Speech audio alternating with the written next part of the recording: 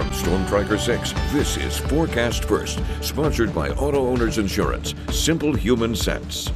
Well, we're still seeing temperatures into the 60s and 70s with some sunshine and some clouds mixing in. We're looking at 68 degrees in both Lansing and Grand Ledge, 74 degrees in both Jackson and Hillsdale. Satellite radar showing those showers that we had earlier pulling out of the area. We're just left with a little bit of those clouds. We could see maybe a little bit of some thunder later on tonight.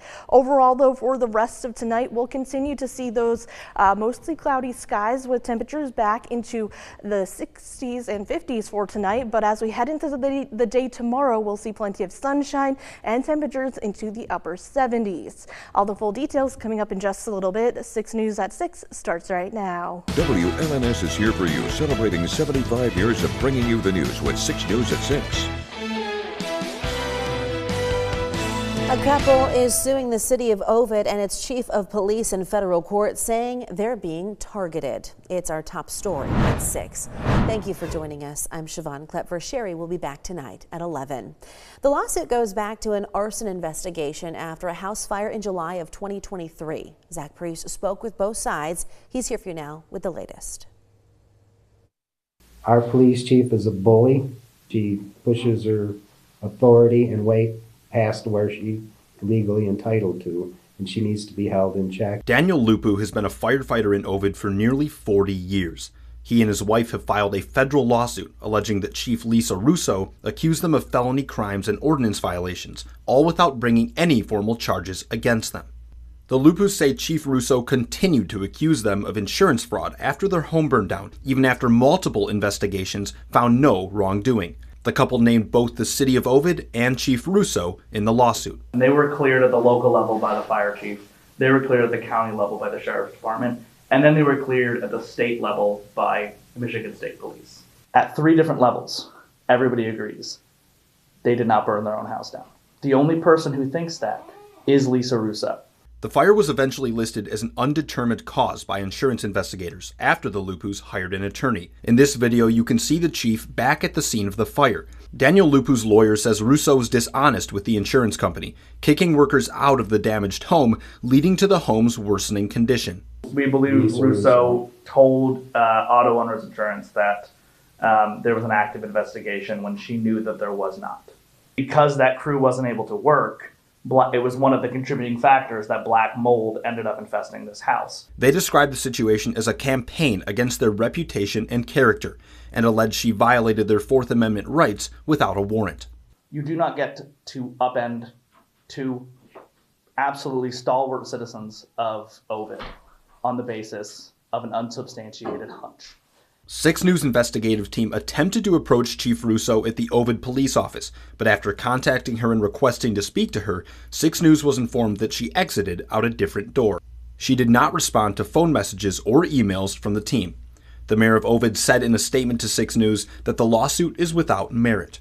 Reporting from Ovid, Zach Priest, 6 News. We have a copy of the lawsuit, more than 50 minutes of body camera footage, and the police report all on our website right now. That's WLNS.com. In recent weeks, there has been growing concern about the possibility of cuts to Medicaid. And as for lawmakers, how they feel about the idea depends on which side of the aisle they stand. Sean Graney is here for you tonight with a closer look at what a pair of lawmakers from Michigan are saying about the idea. Sean? Siobhan, Medicaid has been a leading topic in Washington as of late, and as you'd imagine, Congressman Tom Barrett and Senator Elissa Slotkin have 2 very different stances on its importance and who should be eligible. Slotkin was in Jackson today to meet with people on a variety of topics. She says that about 25% of Michiganders are on Medicaid, and many of those are children. Barrett says Medicaid is important, but he believes taxpayers should not foot the bill for those who are not eligible. Slotkin points to Medicaid impacting other important health avenues like hospital funding and disability services. A lot of evolution of the program over time that hasn't really kept up with the accountability of those that may have been put on Medicaid in an inappropriate fashion before. We want to make sure that those people are no longer on Medicaid if they're no longer eligible for it. 80% of our mental health infrastructure depends in part on Medicaid, and we already know we're not meeting the needs of our mental health crisis that I would define that's going on inside the state and inside the country right now. Barrett says the new vision on Medicaid will preserve the future of the program, while Slotkin added that with federal funding cuts already hitting many programs, any cuts to Medicaid would be devastating. Back to you. All right, thank you, Sean. Staying with politics, hundreds of people rallied at the state capitol today to call for government policies that they say would emphasize communities over corporations.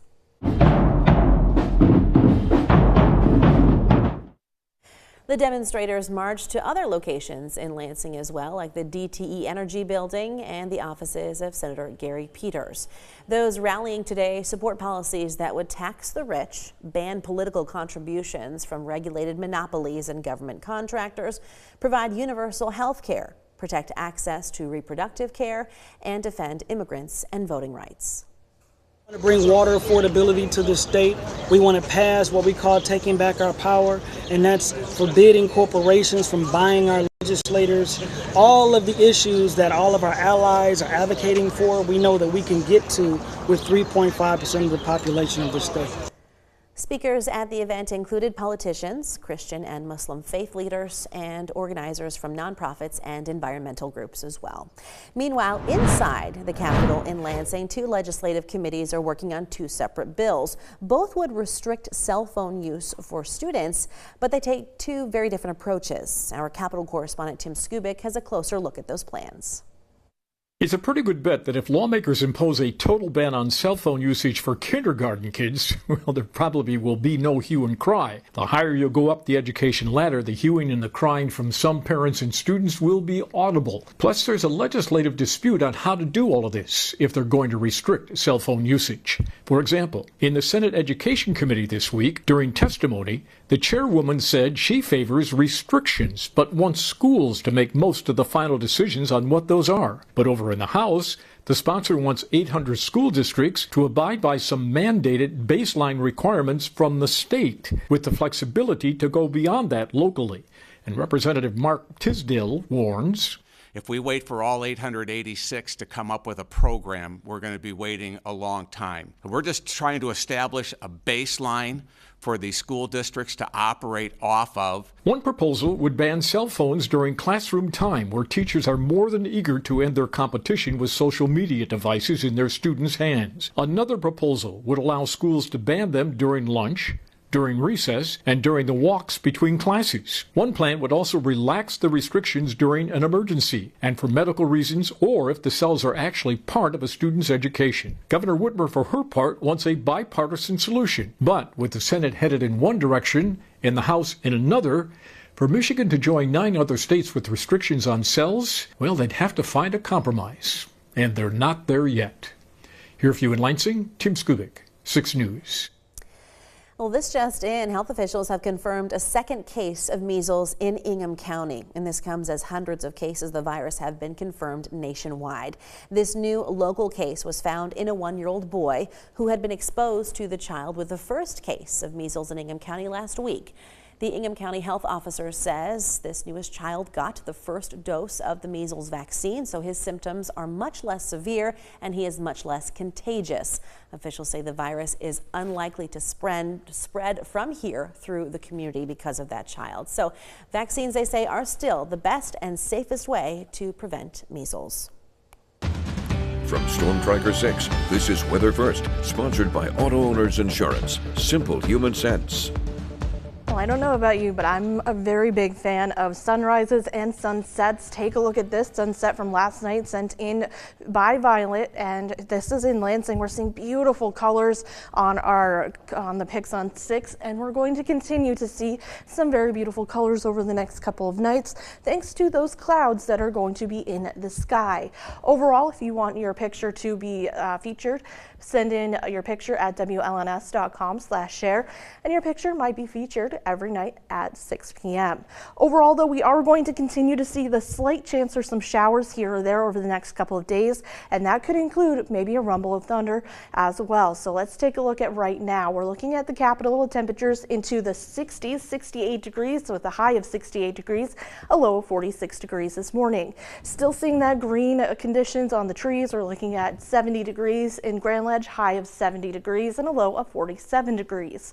We're going to continue the journey on our Skyview network cam. 74 degrees right now in Jackson, and we're also looking at a 76 degree high for the day today.